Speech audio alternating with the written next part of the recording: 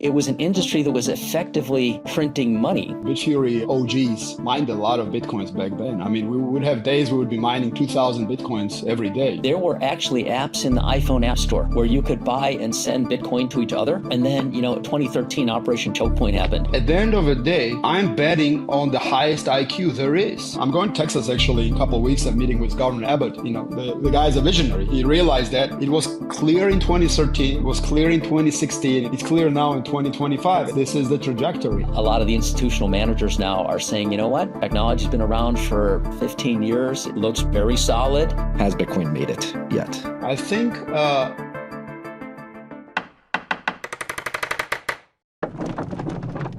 this is a motley crew we got here, gentlemen. This is I'm very excited for this conversation. We've been going back and forth on email for a week. George, I've been following you on Twitter for over a decade now at this point, and followed your journey through Bitfury. You're about to release a book telling the story of Bitfury. We have Bill Tai joining us as well because he went along on that journey with you. And it's a story of resilience and building, like we were just saying before we hit record, that we're early to Bitcoin. We believe, I truly believe that we're right.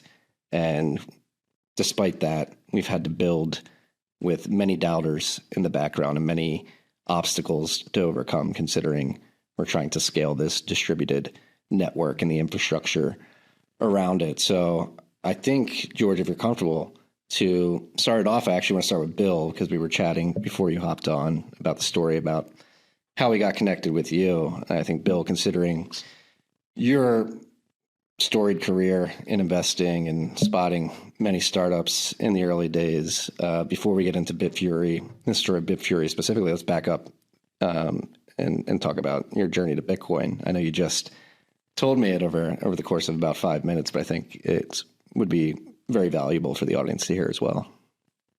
Yeah, so to give a little background, my original training is in silicon chip design. I came out to the Valley in the 80s when Silicon Valley was forming and joined a startup led by the CEO of Fairchild. That startup was called LSI Logic. Among my teammates was Jensen Huang. He was an applications engineer, and I was a technical marketing guy. I went on to help the government of Taiwan start Taiwan Semiconductor. I got a weird little badge, A001, in that project before it was incorporated. That went on to become a $1 trillion giant. Moved into venture capital around 1991 and started off funding silicon chips and then comm equipment and then internet networks and then later applications on that and some machine learning stuff. But along the way, in year 2000, a couple of friends of mine and I set out to build a peer-to-peer file storage system that was called iFrog, spelled EYEFROG.com. There's still a little site up. That technology evolved to become the functional equivalent of iCloud for Nokia, who bought the company. It was launched with all their web phones in 2006. And one other vector was Philip Rosedale, who had started Second Life, and I were contemplating how to increase engagement in Second Life. And I took the avatar name and still have the avatar, Alan Greenspan Gollum. And Philip launched the Linden Dollar and created a dashboard that would measure GDP and economic activity. We had universal basic income all running 2003, 4, 5. So when the Bitcoin white paper came out and was sent to me, I just lit up. And by 2010, I was tweeting a little bit about it, and then eventually ran into some folks that became part of the founding team of Bitfury, including George. That's how I got involved.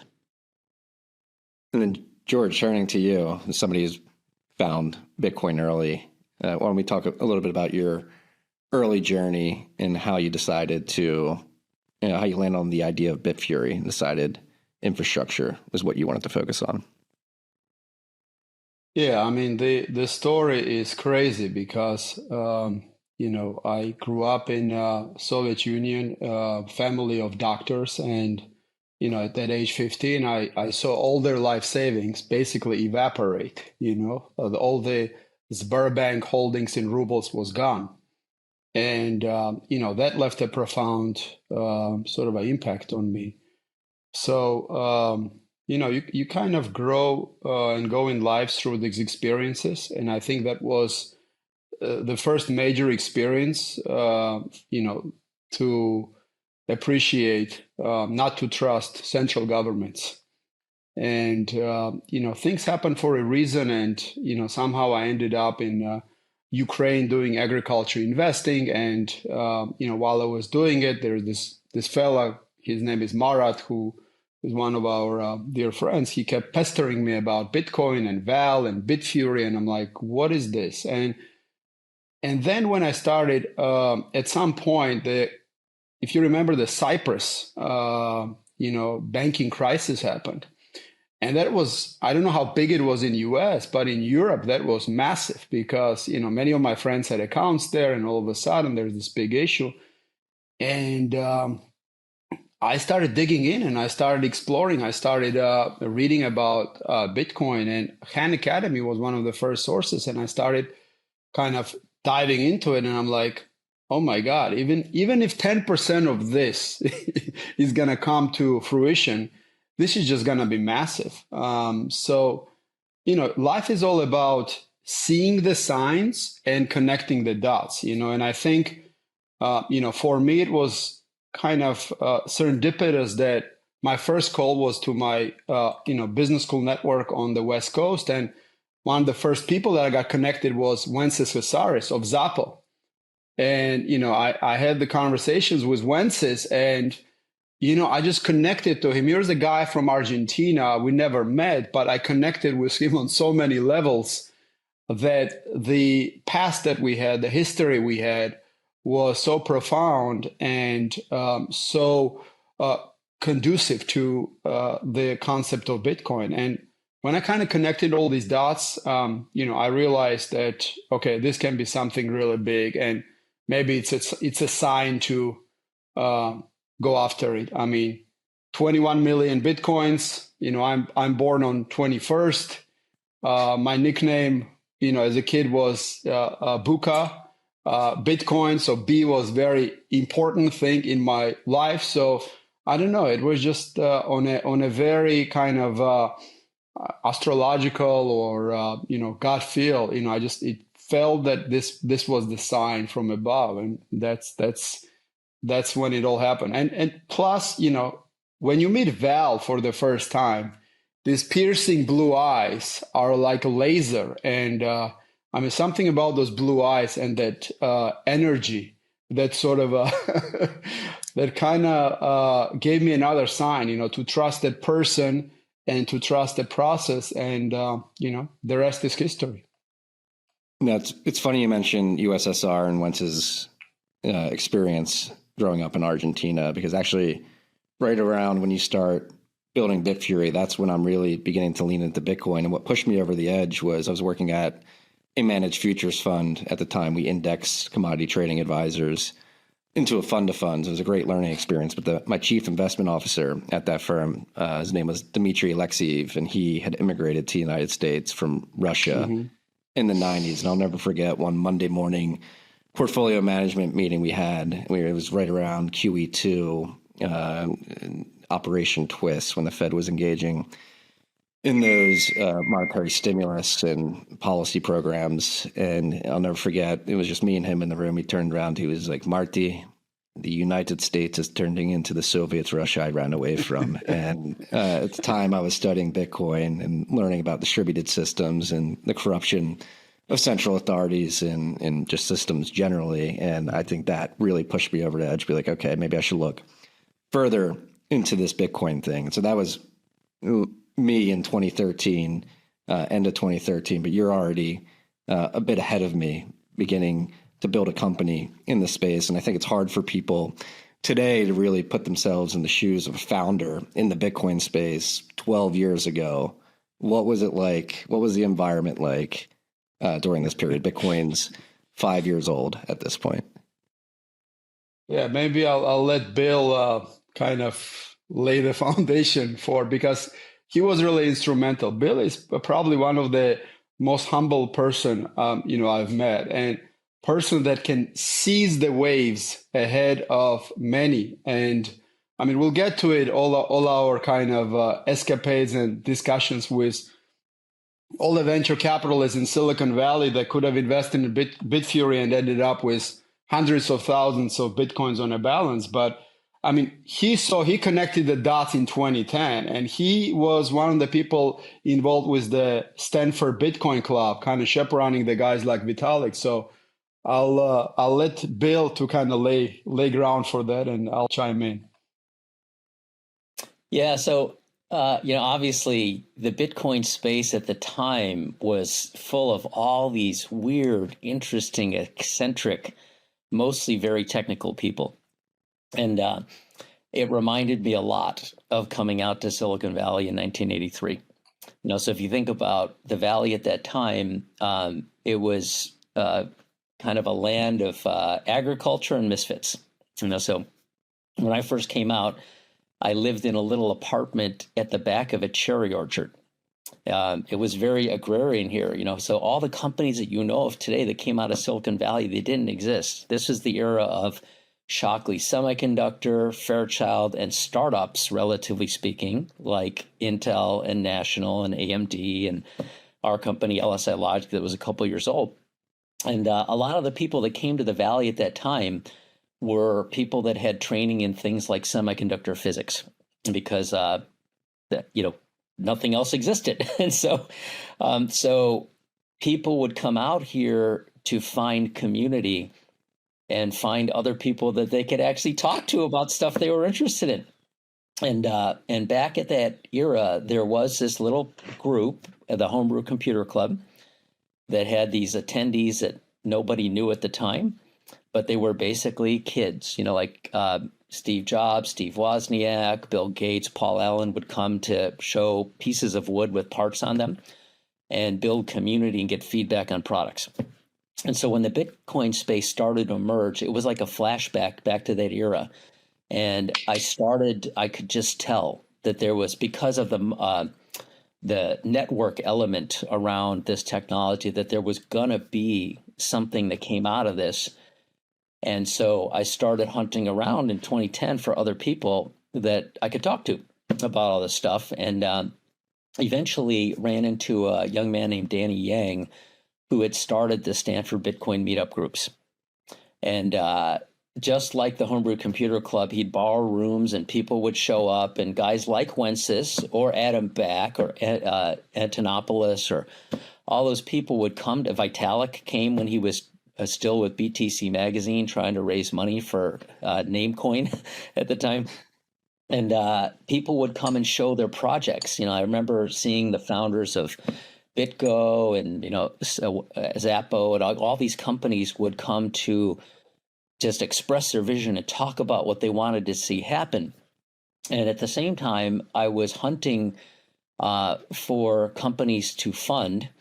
And I was looking, and I don't remember the timing of these things, but I remember looking at teams like Butterfly Labs, and there are 3 or 4 companies that were trying to migrate the horsepower of Bitcoin mining from what had been software on regular desktops and laptops to groups using GPUs, to then groups programming FPGAs, and a handful of people trying to do ASICs. But the market was not big enough. So for silicon companies, unless you have a very high volume market, you're not going to make money on your chips. And so there were teams that had come out of Intel and Sun Microsystems and other places like that had traditional tooling and very expensive design methodology to produce these big honking expensive ASICs. But the fixed cost was very high for those, and the volume wasn't there. So the approach was just not right, and I kept looking and looking.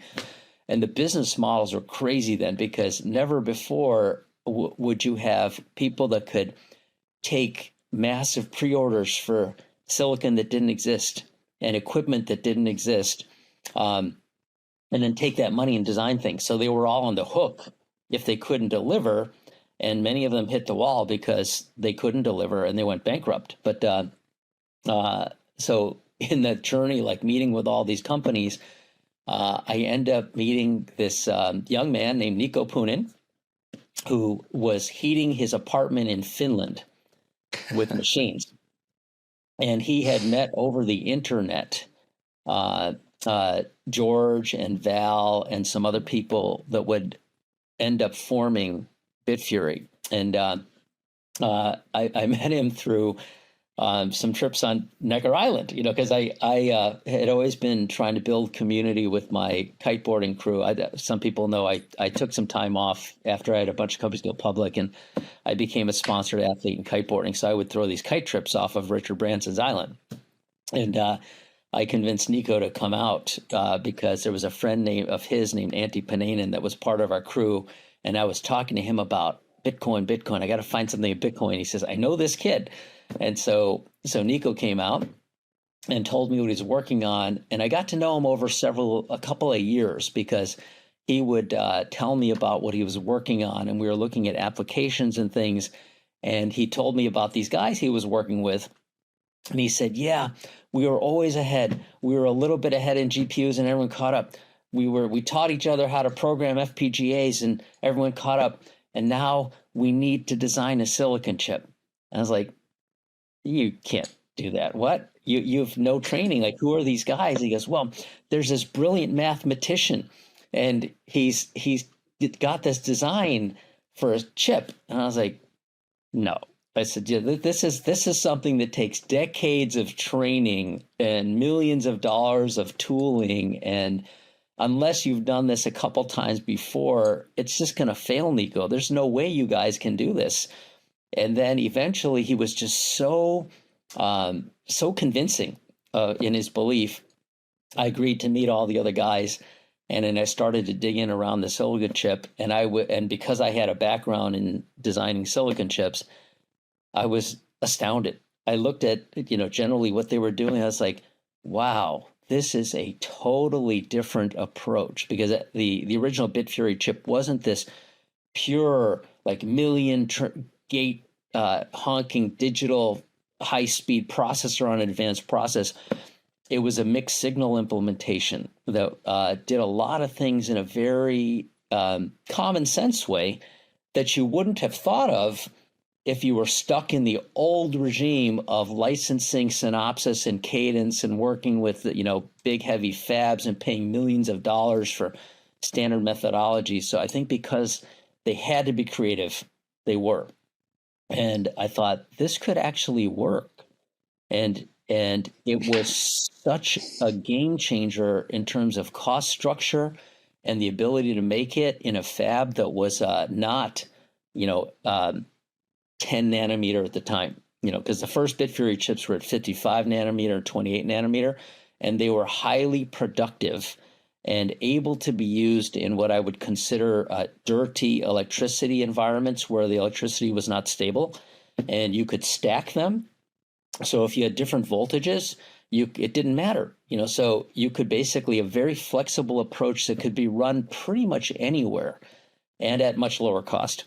So I thought, I think this could actually work. And so that it took about a year. I don't know if it was a year or 6 months, but we eventually gathered up all this capital from my circle of friends to fund that chip, and away we went, and it worked. Sup, freaks? This rip of TFTC was brought to you by our good friends at Bitkey. Bitkey makes Bitcoin easy to use and hard to lose. It is a hardware wallet that natively embeds into a 2 or 3 multi-sig. You have one key on the hardware wallet, one key on your mobile device, and Block stores a key in the cloud for you. This is an incredible hardware device for your friends and family, or maybe yourself, who have Bitcoin on exchanges and have for a long time, but haven't taken the step to self-custody because they're worried about the complications of setting up a private public key pair, securing that seed phrase, setting up a PIN, setting up a passphrase. Again, Bitkey makes it easy to use, hard to lose. It's the easiest 0 to 1 step, your first step to self-custody. If you have friends and family on the exchanges who haven't moved it off, tell them to pick up a Bitkey. Go to bitkey.world, use the key TFTC20 at checkout for 20% off your order.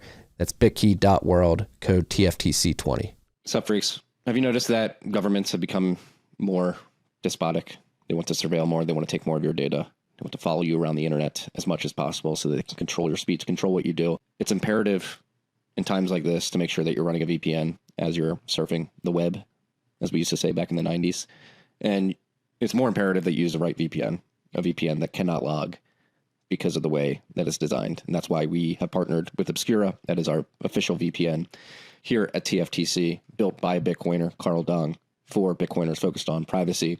You can pay in Bitcoin over the Lightning. So not only are you private while you're perusing the web with Obscura, but when you actually set up an account, you can acquire that account privately by paying in Bitcoin over the Lightning Network. Do not be complacent when it comes to protecting your privacy on the internet. Go to obscura.net, set up an Obscura account, use the code TFTC for 25% off.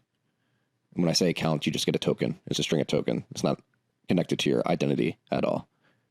Token sign up, pay with Bitcoin, completely private. Turn on Obscura, surf the web privately. Obscura.net, use the code TFTC for 25% off.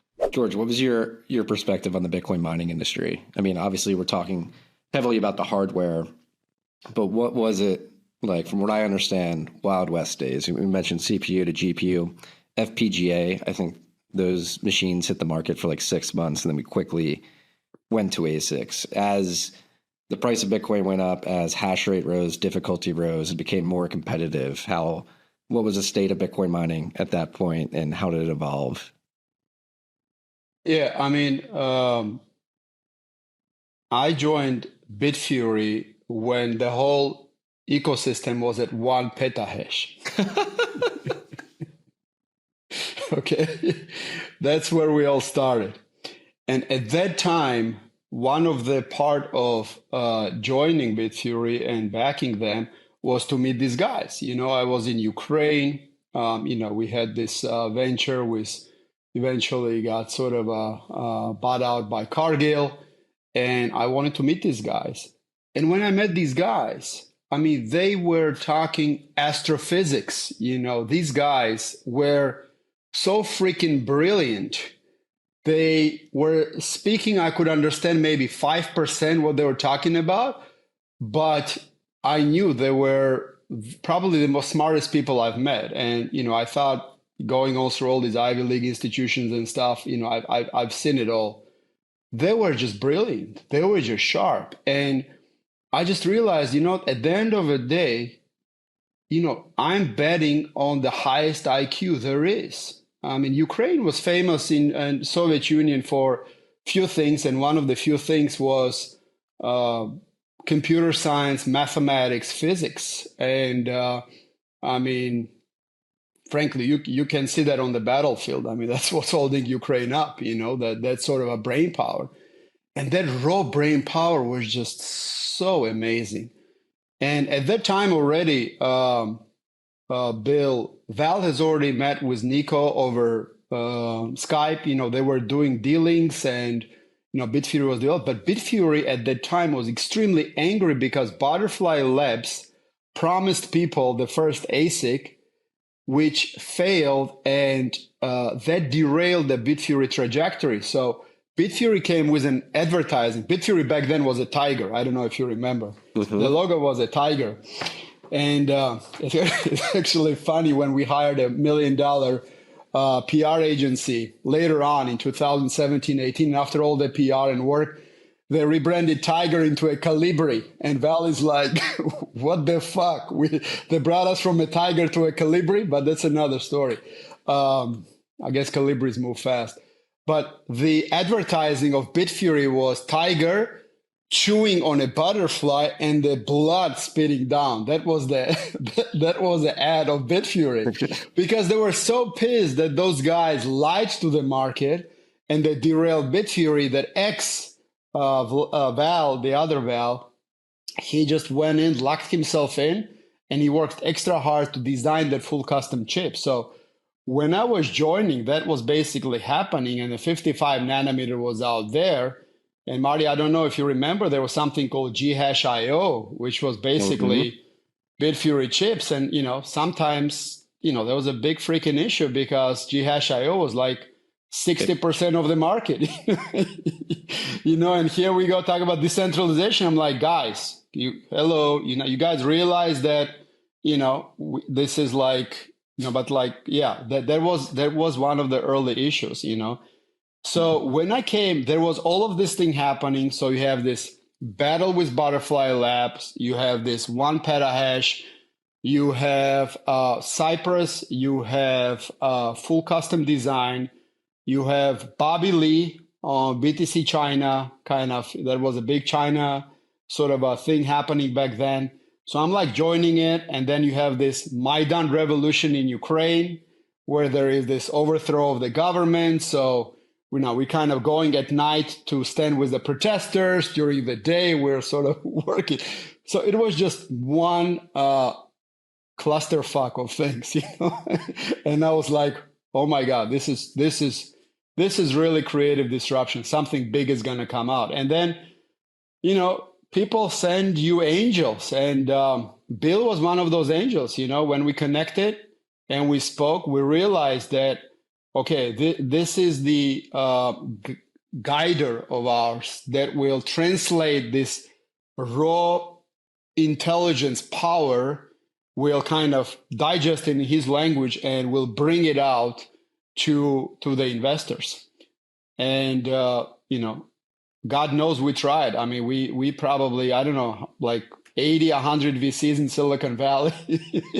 We came out power packed with our new chip, 60% market share, beautiful slides.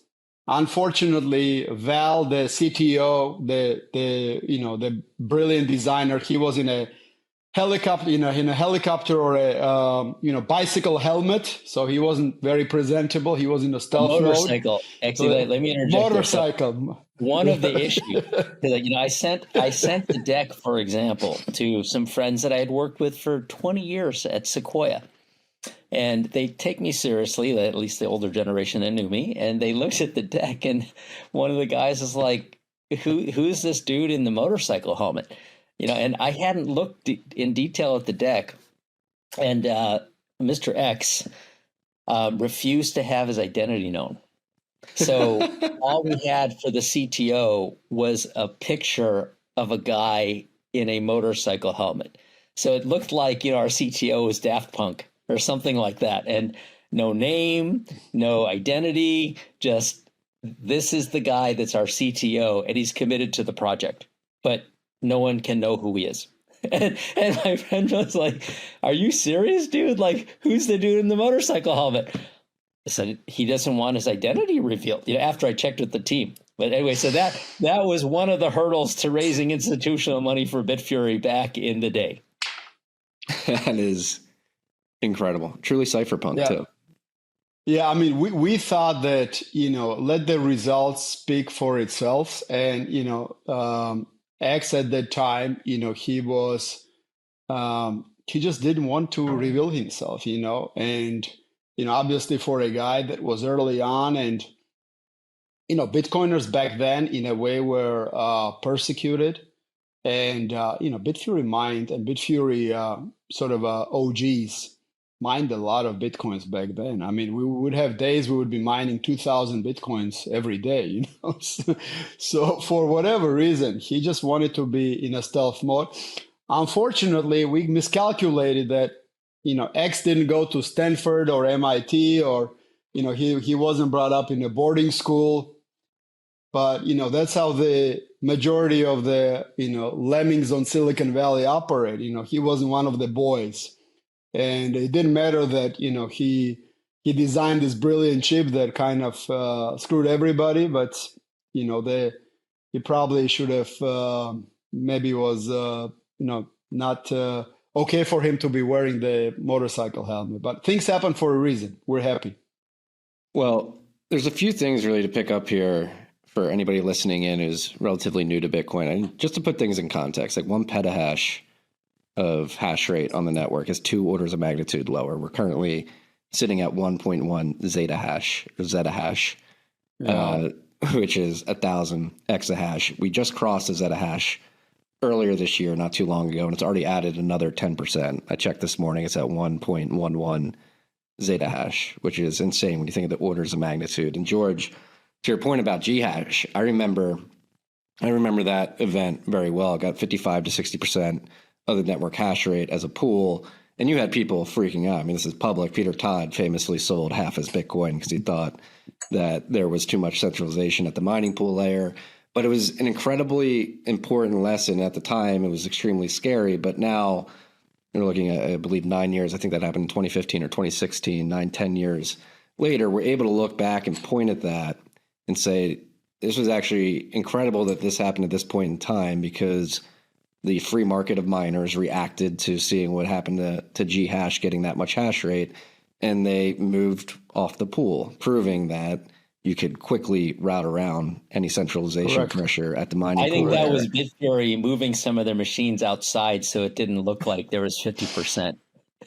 Well, Ghash wound up being a victim of its own success. People got so freaked out that it aggregated so much hash rate because they ran a good pool that ultimately it had to wind down the business, I believe, 18 months after that event. But these are just really diving into not only the early days of a company, of a startup, but the early days of an industry that's budding. And Bill, I think, what are some parallels in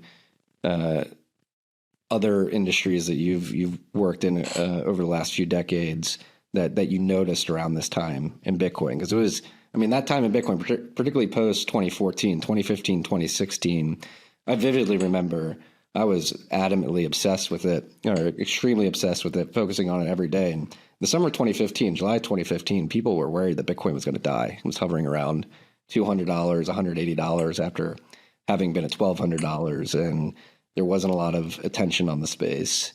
And it reminded me a little bit. It's not really a super close analogy, because honestly, there was nothing in the world like the Bitcoin ecosystem ever that I can think of. But it was a little bit like the beginning of the DRAM business. And if you think about commodity memory, the economic structure of the industry was very similar. So if you go back to like the early 80s, and everybody probably that invests knows Micron technology, ticker MU. But I remember in 1983, I think it was, Micron went public because all of a sudden there were all these things that used DRAM. And because you had a fixed cost in your factory and marginal cost was really low, because you're really just using molten sand in the wafers, the unfinished wafers, the costs were low. But because of the shortage, the prices would move like 500 or 1,000%, because people are trying to ship these computers that are $20,000, and if you can't ship them because you're missing a dollar memory chip, you'll pay $25 for that memory chip. So DRAM would go through these insane cycles where you'd have these companies that were literally like printing money one year, and then all of a sudden 5 fabs would come up in Japan. And then the prices would crash, and the whole industry was losing money, because if you've got a big factory going with fixed costs, you don't want to turn it off. So you'll sell below cost just to keep the lines running. And so you had these massive swings where companies looked like they were going out of business all the time. And then a few would go out of business. The production capacity would shrink, prices would go up, and all of a sudden the survivors would be printing money again. And this could happen within like 18 months to 2.5 years. And so the price cycles were very similar, because a very similar but distributed cost structure of high fixed costs. You buy all these machines, you spend millions and millions of dollars putting up this building and sucking electricity, and you just don't want to turn it off. But sometimes you have to, if it fell below the marginal cost of electricity. So you would see chunks of capacity come on, and then too much capacity and off, so just incredibly, insanely hard to navigate the wild swings. But Bitfury, lived through many of those cycles, because I can't remember how many of those cycles we had, but at least 3, but they were life or death cycles, just insanely difficult. And the other issue was, this is an industry, it was weird because it was an industry that was effectively printing money, but a different kind of money, and you needed fiat capital to make this alternative money, right? So I still remember the first official board meeting we had, where we're in a room in a building in Embarcadero Center, I think it was in San Francisco, and we're trying to get capital to fund servers and more silicon orders. And here we are producing, and I don't remember the number, but it was that era where it was maybe 1,000 Bitcoins a day. We're just putting out all this Bitcoin, but it was illiquid. And so our CFO runs into the room and he says, "I have a buyer. I think I can get $1 million of cash." And I think Bitcoin was maybe $200 or $300. He goes, I've got somebody that will buy some. And it was so exciting because we had $1 million of cash that was badly needed. So it was basically hundreds of days in a row like that where we were constantly out of fiat cash to keep the engine going to print other cash that we all believed would get to 100,000 a coin, even in that era. I think we had this calculus of take all the gold in the world, take 10% of that, divide by 21 million units, it's going to be around $100,000. So we're like one day, but it's at 200 now. So how do we get to that 100,000? And we just had to keep raising money to keep going. What's up, freaks? This rip is brought to you by good friends at Silent. Silent creates everyday Faraday gear that protects your hardware. We're in Bitcoin. We have a lot of hardware that we need to secure. Your wallet emits signals that can leave you vulnerable. You want to pick up Silent's gear, put your hardware in that. I have a tap signer right here. I got the Silent card holder, replaced my wallet. I was using Ridge Wallet because it's secured against RFID signal jacking.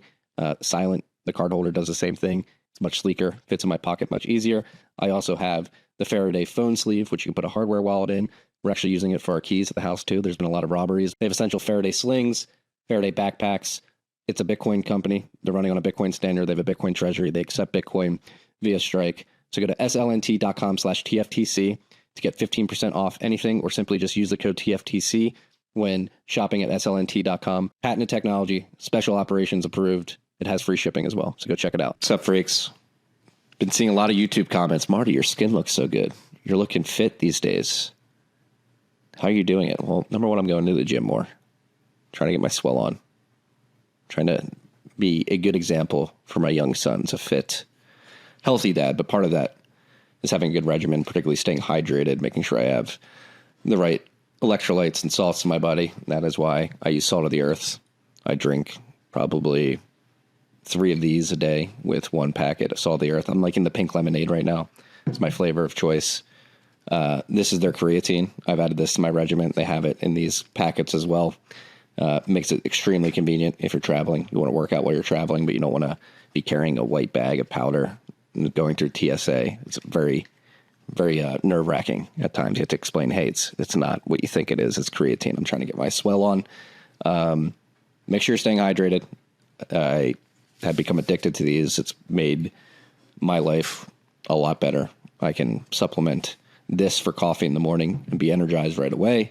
I can bring the creatine wherever I need to, just put a couple packets in here before I head to the gym, bring this to the gym, drinking out of a glass bottle, make sure I'm not injecting any microplastics into my body.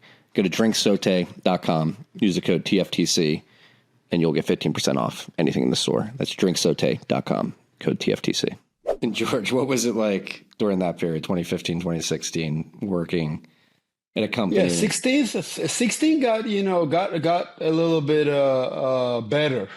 Things started moving sort of towards 600-700. I mean, that was kind of 2014, 15 when it kind of dropped and stayed. You remember that's when Bitfinex, you had Mt. Gox, you had Bitfinex hack, and things dropped to 170. I remember they come up to like 220, and it just stayed at 220, 250, 210, 250, and it was just painful. It was like a grind, and it was just like 18 months of a grind and grind and grind. And at that time we had our major data centers in Iceland and in Georgia. It's 3 cents.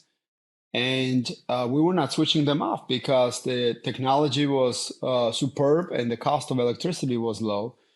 So we're like, we're going to grind it out. And at that time, it was also very obvious that you gotta you got to start educating people, and you got to start orange peeling sort of the Congress and the decision makers.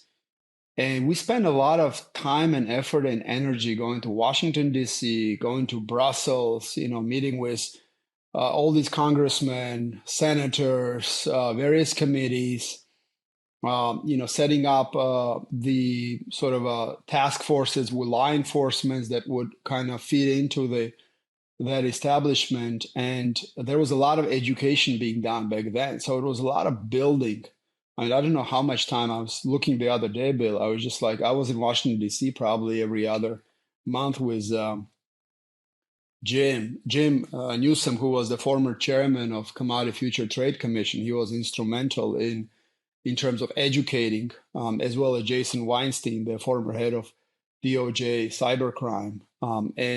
We needed those stalwarts to go and push. So it was 2014, 2015 was really, really tough. I mean, people talk about the bear markets of subsequently when the price dropped to 4,000 or the price dropped to, I don't know, 50,000, or now, it's kind of at 100,000, people are complaining, but we were at 200, and good thing was that it just wiped out a lot of, a lot of Cointeras, KNCs of the world, and basically positioned us for the next chapter. Yeah.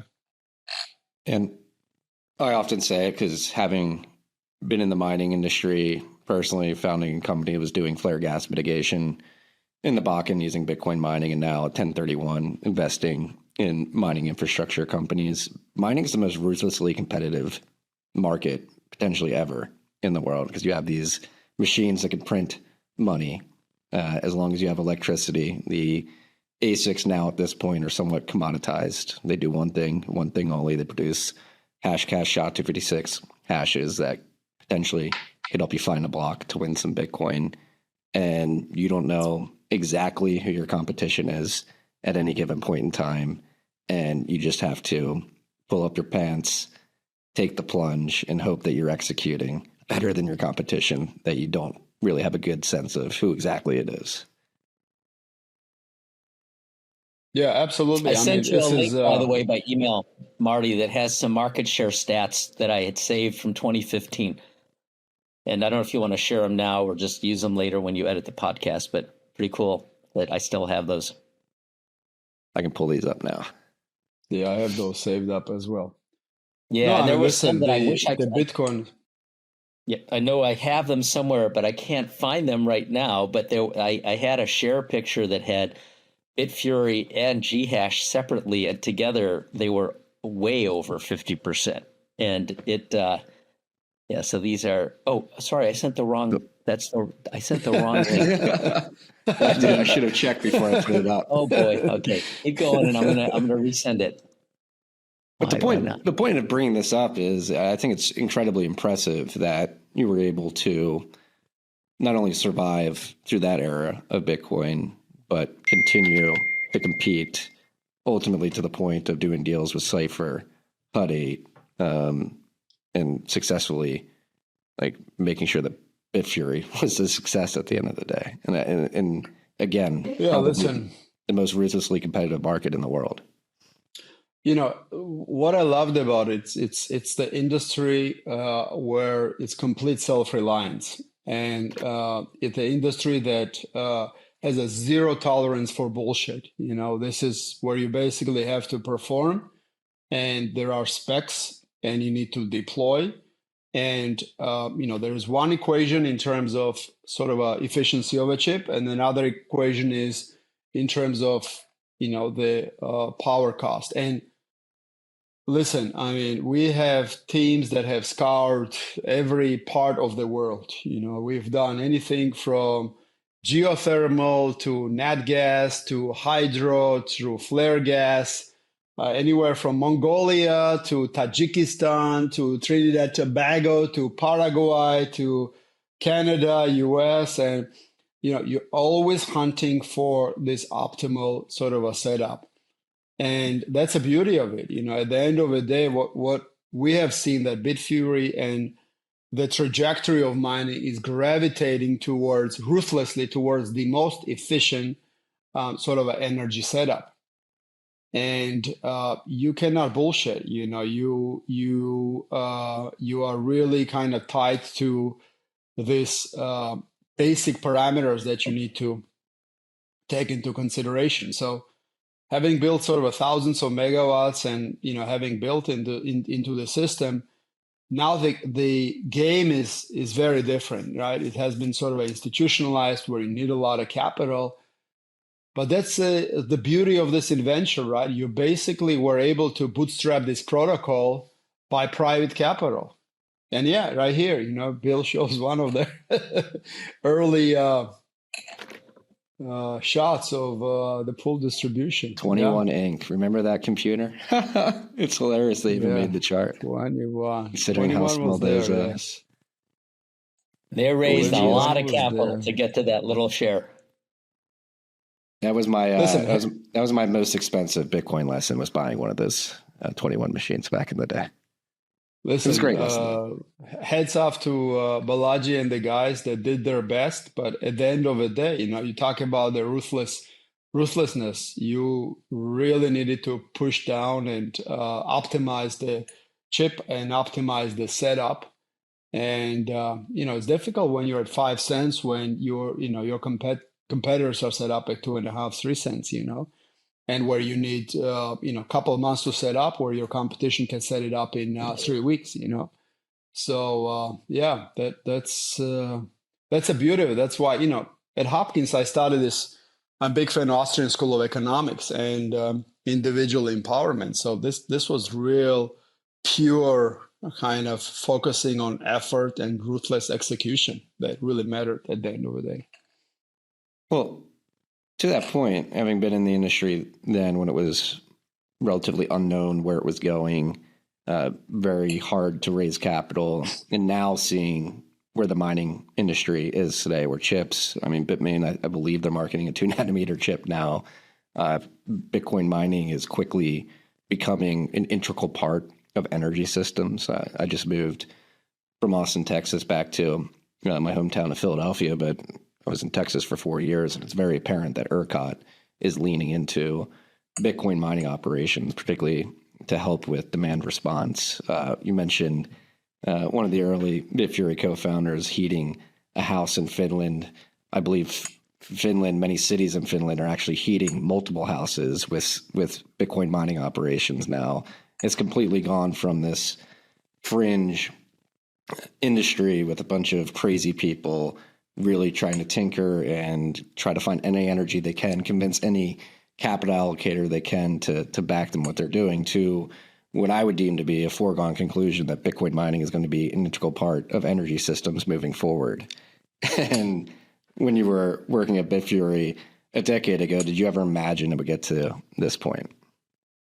Absolutely, we did. I think, George, for sure, yes. Yeah, we were sitting with that wind farm company in Amsterdam. Do you remember that? And talking to them about how we could use Bitcoin mining machines as an alternative to batteries, right? So, there were some grid operators that would offer, because electrical grids, they're like, think of a water system where you've got a big water tower and you've got water in this tower.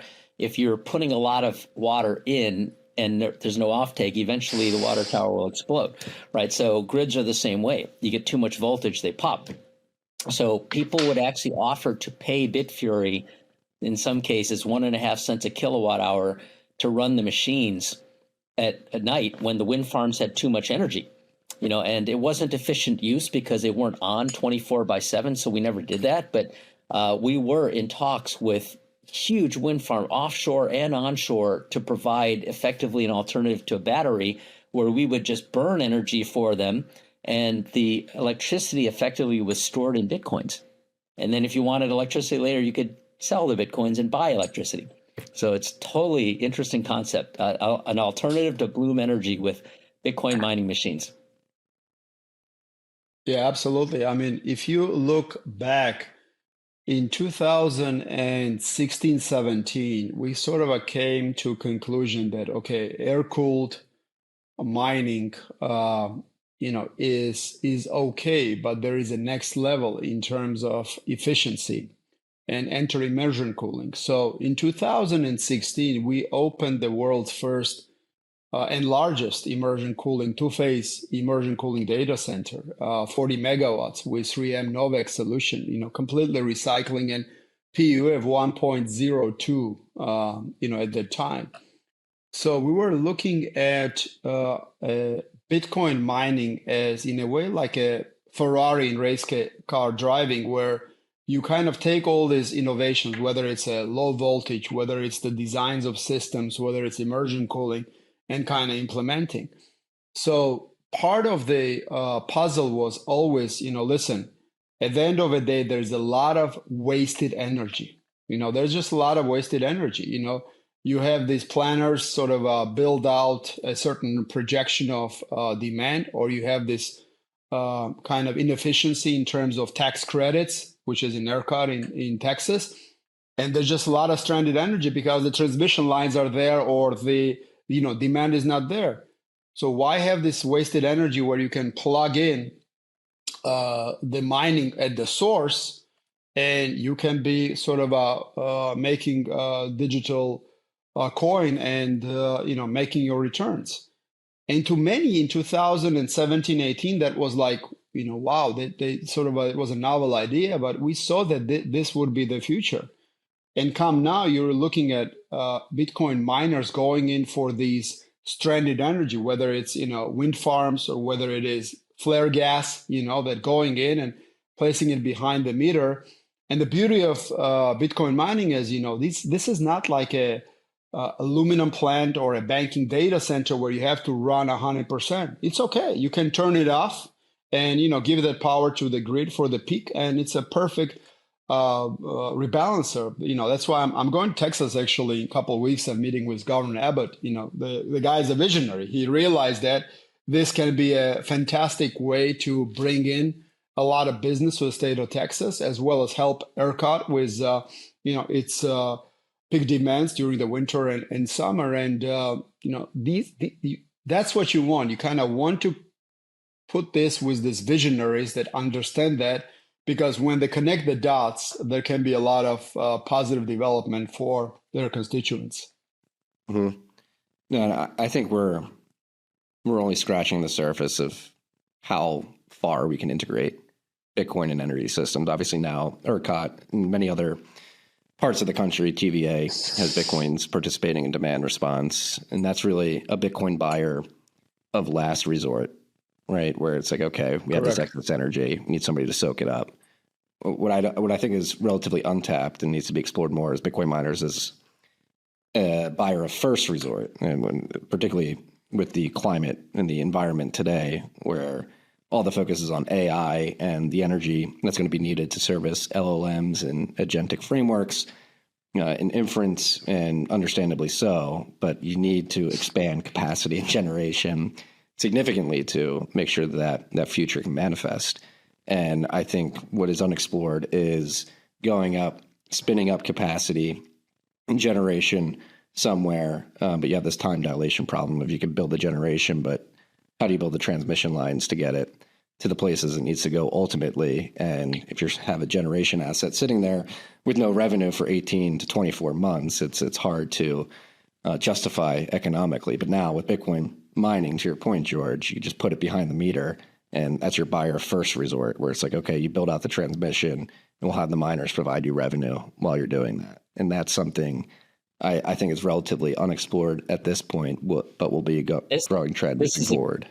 It's exactly what we are doing with the Bitfury spinoff HUT. So HUT 8 Corp is now an energy infrastructure company, and we took our machines and dropped them down into a subsidiary with the Trump family, and that's American Bitcoin. But we now have optioned out, I forgot the exact number now, but I think we have optioned out 13 gigawatts of electricity.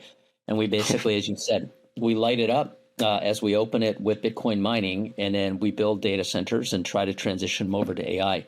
And Cypher's doing similar things, but directly going like right into the AI hyperscaler field. Well, Bill, building on this, do you think the participants in the AI industry understand this? Obviously, they understand the need for power. Do you think there's a disconnect between the recognition of Bitcoin is a Bitcoin miners are a friend that can help them get what they ultimately need? Because of the shortage. And I think what's happening, so I think the perspective is similar to how Bitfury entered the ASIC world, where there was a traditional way of doing silicon that was bulletproof and extraordinarily expensive. And Bitfury came with a creative solution that worked at a far lower cost. And so the Bitcoin mining guys, because it's so hyper competitive, as you said, it was a very scrappy industry where, a lot of the early Bitcoin mining operations, like if you look at the ones in China, like, dirt floors, a bunch of tin walls, just like wires hung everywhere, just really low cost. And then you have the AI wave that came from a more traditional compute data center, bulletproof, raised floors before the racks became too heavy.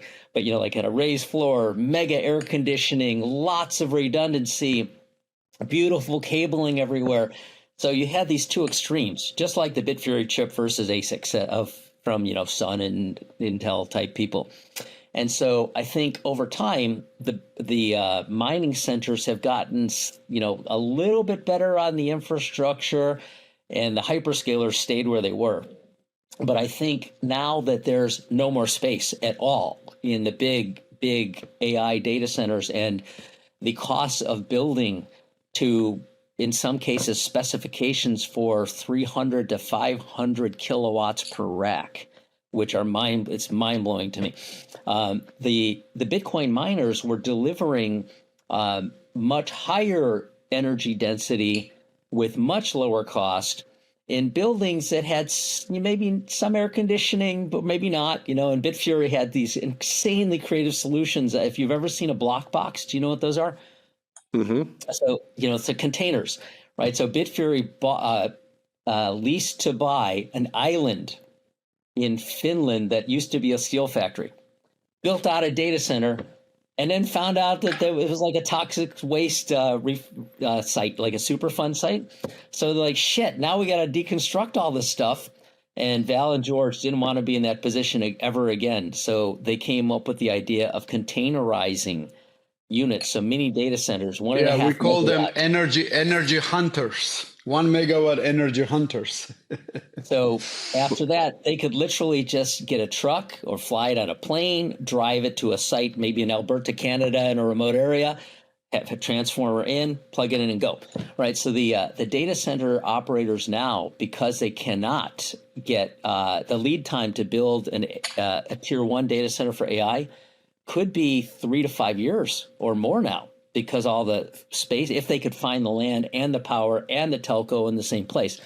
So a lot of Bitcoin miners have come up with strategies that get you up there, but not to the full extent of the cost of the tier 1. So there's new terms like tier 2.5 or tier, whatever it is, that maybe you take out a little of redundancy. Maybe you don't have air conditioning, but you can run these things. And so all of the hyperscalers, they're talking to all the Bitcoin, the professional Bitcoin miners like Cypher and Hut and Iris Energy to complete the deployments that they need. Yeah, I mean, right now you have this kind of scramble for the last mile.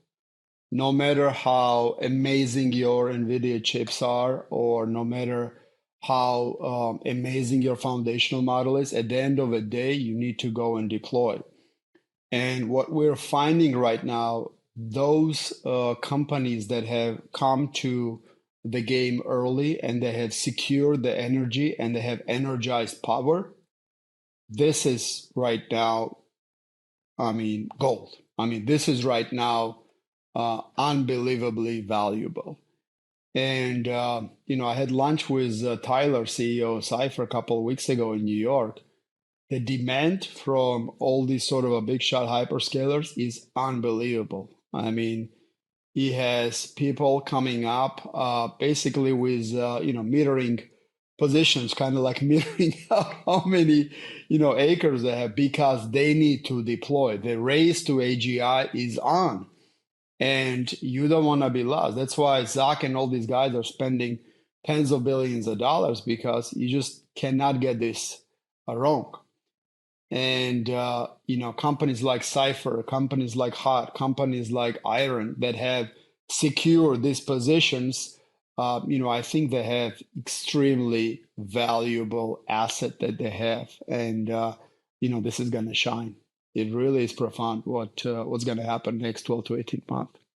Yeah, and it was watching what XAI did, what Elon did in Memphis with the build out of that site in the short amount of time. It was funny watching me do it. And Elon, if you're listening, I know you listen to the show. It was funny how they built the site, because they acted like a Bitcoin miner would. They didn't have enough capacity on the substation to pull from, so they daisy chained a bunch of gen sets, and they're pulling power from those to run the GPUs. But then inside they have these Tesla wall batteries, which obviously you got to dog food your own product if you're Elon Musk. But however, it's like if you have excess capacity pulling off from there, maybe you should use Bitcoin miners, and you can see a scenario where you have Bitcoin miners as this sort of load manager that makes it more profitable than just storing it in a Tesla wall battery. And I don't think they were able to sell that wall battery electricity back to market, so it's sort of a sunk cost at the end of the day. But I have been looking at this sort of convergence of AI and Bitcoin in the physical world, and it just intuitively makes sense to me that there is going to be some sort of symbiosis between the two functions moving forward. And with that, I mean, we're brushing up on an hour. I want to be respectful of your time, and we have to talk about the book. We can go on. I have I'm in Abu Dhabi. I have Gabriel Zayed and our friend Sheikh Zayed and Sheikh Ali and folks I'm going to be meeting later on. And these are the OGs that have been with us for many years. But I'd love to continue. Yeah. Well, let's get to the book, and then you win. Why did you decide to write it? No, listen, writing the book was always kind of internal Bitfury joke, like one day we're gonna write a book. The stories are so unbelievable, from this crazy kind of Russian oligarchs, and thank God, they wanted to come in and invest in Bitfury, but thank God nothing happened in there. And we had hacks. And we had, the encounters with the Alejandro Castro in Cuba, and we had these encounters with various shady personalities, and we had encounters with angels. So it's a story of Bitcoin itself. It's a story of a Mowgli growing up in a jungle. When the Mowgli was very little, and they had the Bagheera and the bear protect, and the Mowgli has grown up. It was like that, and there's so many parallels. Bitfury growing, and Bitfury, had probably two moments where it could have been just thrown under a bus, and we would have been to oblivion. It was just like it would have been gone. But it was just like a lot about what you learn about people and what you learn about yourself. It's a journey where you kind of what doesn't kill you make you stronger. You kind of live all this kind of Rumi and James Allen and all these sort of a Nietzsche, all these Schopenhauer, all these guys that have lived. You kind of live through it. It's really the journey. And it has been such an awesome journey, and it has been such an awesome privilege to have guys like Bill join us in the journey. And you just learn a lot about people. You learn a lot about life, and you learn a lot, more importantly, about yourself. What you can do, what price you're willing to pay to keep going. When everything inside of you says, okay, this is not working out. This is over. And you just like get up, you fall front on your face, and you get up and you keep pushing and pushing and pushing. And, just like 12 years. I mean, 12 years in a Chinese sort of astrology, it's a full cycle, and I thought maybe it's a time to kind of put it down, to discourage or maybe encourage the future generation of tech entrepreneurs that the big entrepreneur is not that glamorous. There are a lot of sacrifices. There's a lot of price to pay. But if you're willing to go through the hell and keep going and going, you are convicted with the right idea, and you're surrounded with the band of brothers, that it's a journey worth taking. So yeah, I just came out that it's time to do this, and that's what happened. I'll chime in with one additional angle to that, which is, having lived through a whole bunch of tech cycle waves where, in what George described, you have this vision of how things are supposed to be, but they're not there yet. So you commit yourself to that and you work on it. And, eventually there's this like, wow, like the markets are adopting it. There's a sense of validation and like, oh, I was actually right, when for maybe a decade I doubted myself. In the case of Bitfury and the Bitcoin industry in general, as opposed to regular tech did not have the world's regulators pounding on you. And that was something I totally did not expect. Because I think in the early days of, I can't remember the exact year, but I think even in maybe 2011, 2012, there were actually apps in the iPhone App Store where you could buy and sell and send Bitcoin to each other. And then, 2013, Operation Choke Point happened.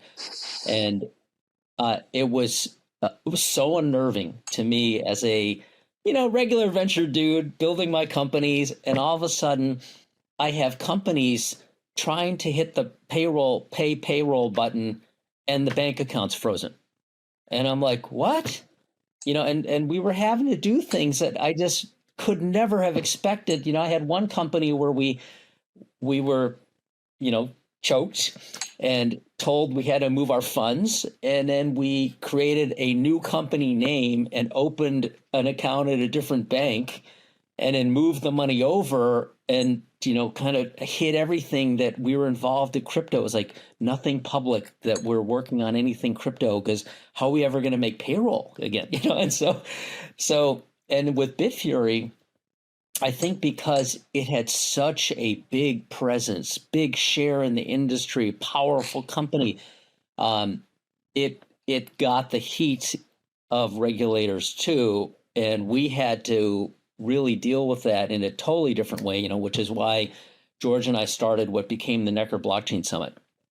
Because I remember that era, Mt. Gox had gone down. Yeah, and then there was all this, like when I first started working on this with these guys, it was all about this technology. It was cool. It was interesting. It was revolutionary. It would ease payments. There's so many great things about it, but everybody was threatened. And then all these criminals started coming into the business because they thought it was a place for hacking, when they didn't realize that everything you do was traceable completely. And so we started this thing with Sir Richard Branson called the Necker Blockchain Summit as a vehicle to have a sort of a multi-dimensional homebrew computer club, which was the entity I described later with the young kids that would create the computer business, where we would invite the former chairman of the CFTC and the vice chairman of the Federal Reserve and a U.S. Attorney General and the person that caught the federal agents blackmailing Ross Ulbricht, just really interesting people, some of the original Bitcoin developers, regulators, to create this, coalesce all of these people to try to chart the future for the industry. And I'll tell you that the relationships that we formed there, unbelievable and ongoing. And, all the people that George mentioned were people that came to, like Gabriel Abed, who became obviously a very well-known person in the space. He was a young kid raising money for a multi-currency network to unite the Caribbean nations. And he formed this little company. Yeah. And through our blockchain summit, he met folks and he raised his money, and then eventually became the ambassador to the UAE for Barbados. But there's a dozen or maybe tens of stories of people that went on to form their careers around the network that we formed in these early days with this high-powered group at Necra. And it's like when George said he joined Bitfury because the IQs were so high, he just knew, right? That's half of life is picking who you're going to hang with. And I think we had the benefit and the luxury of bringing together some of the most important world players in all of the industries related to governance and monetary systems and technology in this little cluster that is and was the Necker Blockchain Summit. Yeah, I mean, I would even not call it Necker Blockchain. I mean, it really should have been called the Necker Orange Pilling Summit, because that's what it was, And every time, we went on and to Japan or Tokyo or Mongolia or Cuba, it was really at the end of the day, if nothing came out, it was all about orange pilling. And, this whole thing, like, Val and I kind of getting this call to, hey, where are you guys at?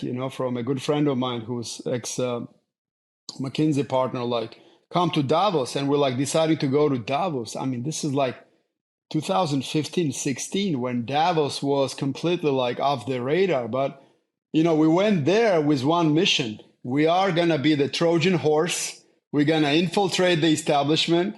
And guess what? Not many people know, but all these Bitcoin signs around Davos, it was sponsored by us. So every time Jamie Dimon was walking around, and there were orange Bitcoin signs. It was our clandestine operation, Yeah, and we were sitting there, orange pilling prime ministers, orange pilling the leaders, talking about Bitcoin and why this would be the future. And yeah, we started out and then setting up this whole blockchain central. Back then, blockchain was okay, because, that was cool, having a blockchain.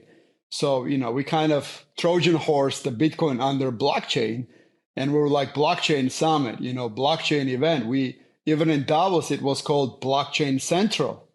And, with Matt Sorum of Guns N' Roses, like blasting in the middle of the night. But it was our Trojan horse into the establishment of taking Bitcoin under the disguise of the blockchain and, putting in. And that was fun. Now I see Jack Mallers, God bless the young generation carrying the torch. And you need, thousands of Jack Mallers of this world. But 2015, 16, we were those Trojan horses that were sitting this orange. And I know, Matt, you were also, one of the early Trojan horses putting these, the fires and orange pilling around the world. But that's the beauty. That's the beauty of the decentralized movement. That's the beauty of this. If you look at any technology or any shift anywhere in humanity, it was always a small committed group of individuals. That's always the case, because those are the ones that are always making the change. If you have this concentration, you can take a magnifying glass and you can point at something, but you take a sun and you put under magnifying glass, it can burn freaking anything. And that is the power of this movement. That is the power of these grassroots movements. And that's, I've been privileged part of it, and I've been privileged to share with you guys this movement. And I think we're on to something great. And here's to that. Here's to that. I only have a water. But no, it's funny. You bring up Jack and you mentioned that it's not glamorous. And it's funny because I think the broader public has this view of people who go on to build successful companies as being glamorous, and maybe the end state is glamorous to a certain extent, but getting to that point is certainly not glamorous. And you mentioned Jack Mallers. It's just funny thinking of his journey with Strike. Funnily enough, and right before COVID in 2019, he hit me and Matt Odell up He was like, hey, I want to come on the podcast and announce something. We're like, okay. And he announced the launch of Strike the company from my apartment in Brooklyn on the podcast, this little studio apartment.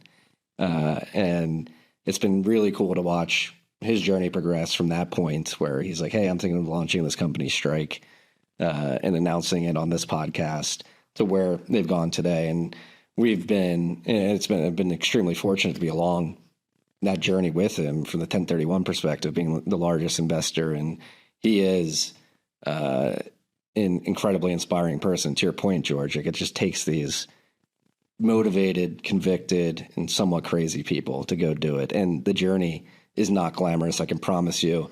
The studio apartment we recorded that podcast in was not glamorous at all. It was like a 500 square foot little box, but we came from that box, and Jack is now crushing it at Strike. And I think this is a good segue to the last question. You alluded to it a bit there, George, but where do you think we're going from here? Has Bitcoin made it yet?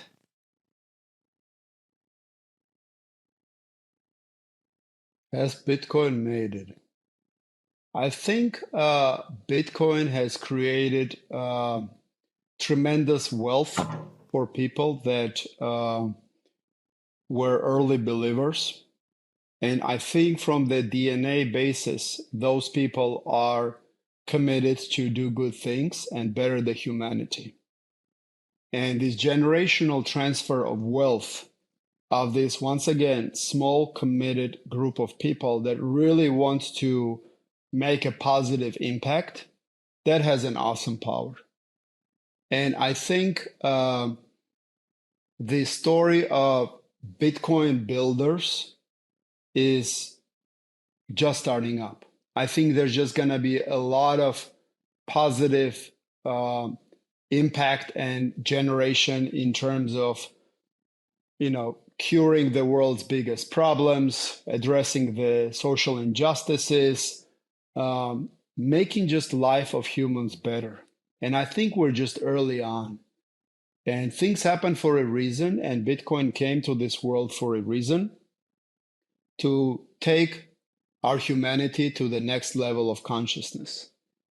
And it's not going to be easy. There's going to be challenges, but I think the outlook is extremely positive. And I think as a humanity, we are moving in the right direction, and Bitcoiners will play a major role in that.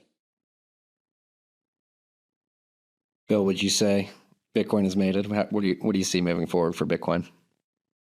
So you have to break that up into little pieces because there's so many elements to that question: technology, societally, monetarily. So I think from a technology perspective, the acceptance now of the underlying technology, which is what drew me in the first place, peer-to-peer blockchains, that's undeniably taking root. There's so many ecosystems of products and services getting built on that underlying technology because it's just a simply more efficient and transparent way to handle a database. And so I think that, coupled with the advent of AI that will work with databases and the automation of workflows and different things that can sit on a granular distributed database, there's that confluence of blockchain and AI is going to revolutionize a lot of things that people do every day.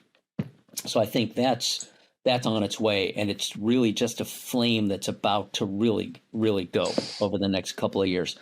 I think from a monetary perspective, it does seem like it's gaining acceptance as an alternative to things like gold. I think it doesn't have the I don't know if you call it the older crowd or the old institutional crowd. There's still, I think, a mixed opinion you see about that. There's still a lot of gold bugs. Some of the people that would have been gold bugs in a modern era, I think the younger people too. Younger people, they want low friction and easily, like low friction, easy to move. Just, it's like everything's easy, right? So I think the thought of buying gold bars and storing them in some place with high fees, nobody that's below a certain age will ever consider that. And things like Bitcoin are so natural. So I think as we go through this generational change, I think, as the older people age out and the younger people take their place, I think there's going to be growing acceptance. And you're starting to see in the institutional world, folks like, whether it's Warren Buffett or Nassim Taleb used to say, they're digital tulips or whatever. There were so many negative things, but folks that were regular institutional fund managers, like a Ray Dalio, for example, who I had the pleasure in 2016 of having dinner with to try to explain to him what is Bitcoin. He used to, like Warren Buffett, just poo-poo the idea of even things like gold because they were not productive assets. But now Ray's out there saying you should have a certain percentage in gold. And I actually don't know what his opinion is on Bitcoin, but I think he doesn't poo-poo it anymore. So I think a lot of the institutional managers now are saying, you know what, technology's been around for 15 years. It looks very solid, and it's a real alternative because, in the end, money and value is what people think it is. So why is a dollar worth a dollar relative to another currency? What is it? It's all just belief. And so I think Bitcoin's technology is an underlying fortress that can actually be trusted. And I think the longer it's around and the more people that get onto it, the more it's accepted, because if other people are using it, you want to transact or store or what have you. So I think it's here to stay, whether I call that, success or not. It's, it's going to be gradual. I think it's going to continue to unfold. I'm not really into price predictions, but I think it hit the price target that I had 10 or 15 years ago of the 100K a while back. And I think relative to what I was thinking then, one of the things that's happened is that if I take the metric of all gold, 10% divide by 21 million, I think what's happened is the dollar has devalued relative to gold. So gold is probably twice or three times. I don't know what fraction or multiple it is today versus 10 years ago, but it's gone up a lot. And so I think my number should have naturally adjusted to probably around 250. So I think it will get to 250. I don't know when. And then I think based on the rate of the accumulation of the U.S. deficit, the growth of the U.S. deficit, which is mind-blowing to me, I don't see why it doesn't just keep going up. So would I be surprised if it's $1 million a coin someday? Absolutely not. It will get there, but it's really a question of how fast does the dollar lose its purchasing power, not so much, Bitcoin just climbing up relative to things. Yeah, correct. So Bill just answered your question, Marty, is has fiat failed? Yes, fiat has failed. And as a result, has Bitcoin succeeded? Yes, Bitcoin. So, as I've told people, Bitcoin is going to go to 100,000, Bitcoin is going to go to 1 million, Bitcoin is going to go to 10 million, because at the end of the day, this is the one directional bet, and there's going to be gyrations and stuff. But because the governments, the central banks are printing more money, because the governments are running the deficits globally, this is inevitable. At the end of the day, you are valuing Bitcoin in fiat, and what is devaluing, the other side is going to be appreciating. So, this is just so crystal clear. It was clear in 2013, it was clear in 2016, it was clear in 2021, it's clear now in 2025, and we'll get on your podcast in 2035. That's going to be, ingrained in a sort of in a cyberspace, and we'll be talking with, AI robots and agentics and all this talking, this is the trajectory that we followed. Yeah. Yeah, one thing that to point out, if you look at, so these stats are never completely accurate because they're really hard to get, of course, but world GDP is around 110 trillion now. World debt is around 300 trillion. Yeah, world GDP, 380 trillion. Last I checked, 380 trillion or something like that. You'll get different estimates 4X. Depending on who you ask, but call it 380 because it's in that range. World GDP seems to be growing around 3% a year. World debt seems to be growing around 7 to 10% per year. Yeah, it's like every year. And it's been like that for 20 years. So you've got these two lines that are diverging that will never intersect. So at some point, and you look at what's happening, the new Prime Minister of Japan, the policy, inflate, absolutely. And you as a former hedge fund person, you understand the carry trade, and you understand what it meant to have the world fueled by low interest rates out of Japan for borrowing. If that gasket blows, what happens? Unknown, right? I mean, I guess we could predict the outcome. We don't know when it will blow, but eventually, if rates go high enough there, something will blow. And you look at the state of debt in the collection of banks that are the fabric for the EU, and the relative discrepancy in terms of GDP per capita of certain nations versus others, where they're basically. But forget EU, Bill. I mean, you're talking about United States. United States right now is spending over $1 trillion. Forget EU or Japan. I mean, you're talking of the world's biggest economy. And over $1 trillion is being paid just to maintain the interest payments. I mean, this is like ridiculous. And when Elon came on a Doge, I had some hopes, but I was like 80% sure that he would be shut down by the establishment. And that's what happened. I mean, this is just a train wreck in a slow motion that is happening. And it's like when this train wreck is happening in existing rails, where do you want to be? You want to be outside of the system. Yeah. That is the Bitcoin bet. When the system is collapsing, as we just pointed out last 2 minutes, what is your best bet to be? Outside. And that has always been the bet of Bitcoin. I saw that in Soviet Union, and now you have it in United States. United States has been running massive budget deficits, whether it's Democrats or Republicans.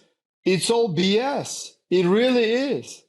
And at some point, there's going to be a reckoning. I mean, Churchill said, sooner or later, you're going to face the consequence of banquet of consequences. And that's what's happening. So Bitcoin is your insurance against that. I mean, it's really simple. Instead of trusting fallible humans, trust math and distributed systems. It's for sure. It's an idea whose time has come. Gentlemen, I can't thank you enough for joining me and walking me through your war stories over the last decade plus. I think anybody, particularly if you're a founder out there listening to this, take these lessons to heart. And I think it's an incredible story of grit. And one thing I don't think you guys are too humble to say this, but Bitcoin would not be where it is today if it wasn't for individuals like you who took the risk over a decade ago when Bitcoin was this crazy, funny internet money that nobody was really taking seriously, and took risk, capital, conviction to get us to this point. So thank you, gentlemen, for displaying all three of those over a decade ago when Bitcoin was a joke to most people.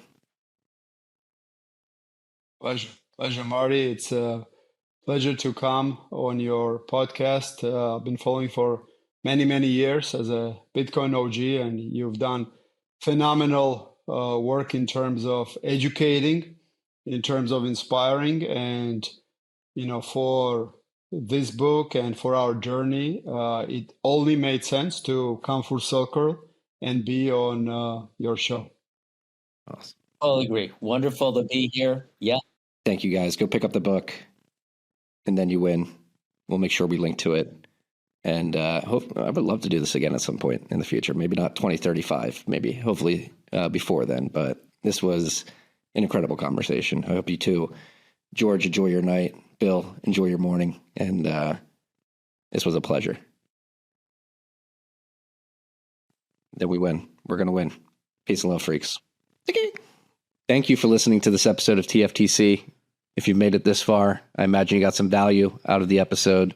If so, please share it far and wide with your friends and family. We're looking to get the word out there.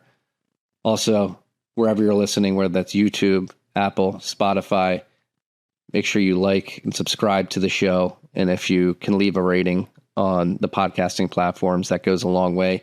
Last but not least, if you want to get these episodes a day early and ad-free, make sure you download the Fountain podcasting app. You can go to fountain.fm to find that. $5 a month gets you every episode a day early, ad-free, helps the show, gives you incredible value. So please consider subscribing via Fountain as well. Thank you for your time, and until next time. Okay.